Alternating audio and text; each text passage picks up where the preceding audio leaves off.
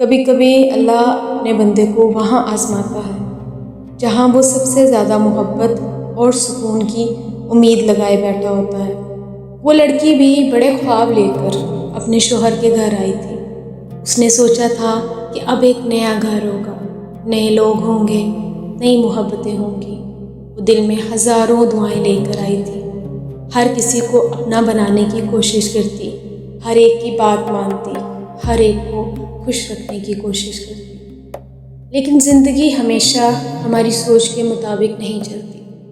کچھ عرصے بعد اسے محسوس ہونے لگا کہ شاید وہ اس گھر کا حصہ تو ہے مگر دلوں کا حصہ نہیں۔ کبھی سسرال کے بے وجہ کے تانے، کبھی بے قدری، کبھی شوہر کی خاموشی، کبھی ہر جگہ سے بے عزتی، اور کبھی وہ تکلیف جو کسی کو دکھائی نہیں دیتی، صرف دل محسوس کرتا تھا۔ وہ راتوں کو جاگ جاگ کر سوچتی اور گڑ گڑا کر اللہ کے سامنے روتی کہ یا اللہ، آخر میری غلطی کیا تھی؟ آخر میری غلطی کیا ہے جو میرے ساتھ یہ سب ہو رہا ہے؟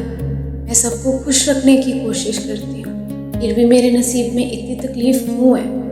مگر ایک رات قرآن پڑھتے ہوئے اس کی نظر ایک آیت پر پڑی، اور جو اللہ پر بھروسہ کرے اس کے لیے اللہ کافی ہو جاتا ہے۔ وہ دیر تک اس آیت کو دیکھتی رہی۔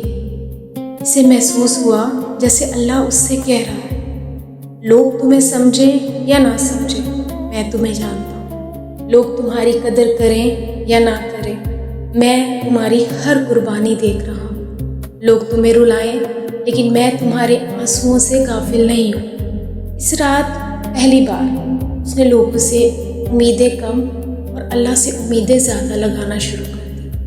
پہلے وہ شوہر کی توجہ میں اپنا سکون ڈھونڈتی تھی، پھر وہ لوگوں کی تعریف میں اپنی قیمت تلاش کرتی تھی۔ پہلے وہ چاہتی تھی کہ سب اسے قبول کر لیں، لیکن اب اسے سمجھ آ گیا تھا اگر ساری دنیا راضی ہو اور اللہ ناراض ہو تو کچھ نہیں بچتا، اور اگر ساری دنیا ناراض ہو جائے لیکن اللہ راضی ہو تو بندہ کبھی خسارے میں نہیں رہتا۔ حضرت یوسف علیہ السلام کو بھی اپنوں نے تکلیف دی تھی، حضرت آسیہ علیہ السلام کو بھی اپنے گھر میں آزمائش ہوئی تھی۔ بڑے بڑے اللہ والوں کی زندگیاں آزمائش سے بھری ہوئی تھیں۔ پھر ہم کیوں سمجھتے ہیں کہ آزمائش صرف ہمارے ساتھ ہے؟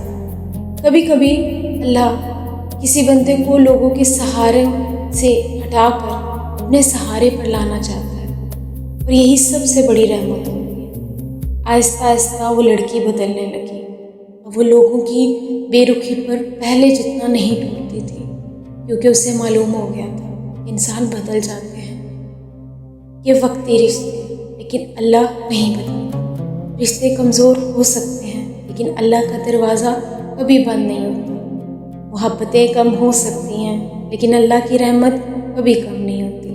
اس نے سیکھ لیا تھا کہ عزت لوگوں سے نہیں اللہ سے مانگنی ہے، سکون لوگوں میں نہیں سجدوں میں تلاش کرنا ہے، اور خوشی کسی انسان کے بدل جانے سے ختم نہیں ہوتی جب تک بندے کا تعلق اپنے رب سے قائم ہو۔ اگر آج کوئی بہن یہ ویڈیو سن رہی ہے اور اپنے گھر، اپنے سسرال یا اپنے کسی عزیز رشتے کی وجہ سے تکلیف میں ہے تو یاد رکھو، تمہاری کہانی ابھی ختم نہیں ہوئی۔